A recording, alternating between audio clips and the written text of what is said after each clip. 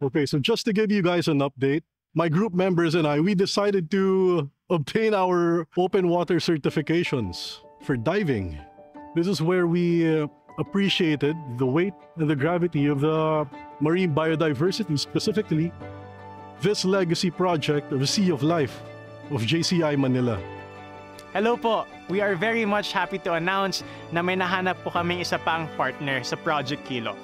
Sila po ay si Ginhawa Craft Studio. Ginhawa Craft Studio will be in charge of creating our statues for our artificial habitats. These statues, we hope to attract more viewers, hopefully more people to participate with marine biodiversity advocacy, and help out the local activities.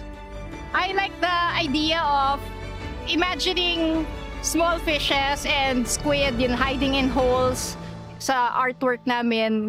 The idea of adding an artificial reef to a denuded sand zone in our beaches. So we're hoping na matagal siya magamit, but then the cement will be there and the other organisms will continue to build on it. So yun yung point. We hope it's gonna be there for a long time. To show our appreciation to our partners and major sponsors, we will be putting their logos on the base and platform of the statues.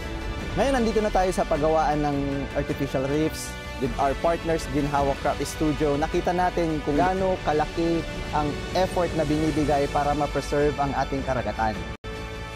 Hindi man lahat makasama sa amin makalublob sa dagat at di man lahat kayang gawin kung ano yung mga ginagawa namin, pero bawat isa po sa atin, naniniwala kami na kaya nating makagawa ng paraan para kahit konti man lang naroon po tayong magawang tulong para sa ating kalikasan. In a simple ways, kagaya lamang ng tamang pagtatapon ng basura at pagkakaroon ng kaalaman para hindi natin masira ang ating mga coral reefs.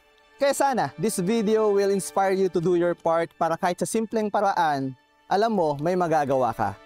Patuloy niyo po kaming samahan sa proyektong ito at suportahan.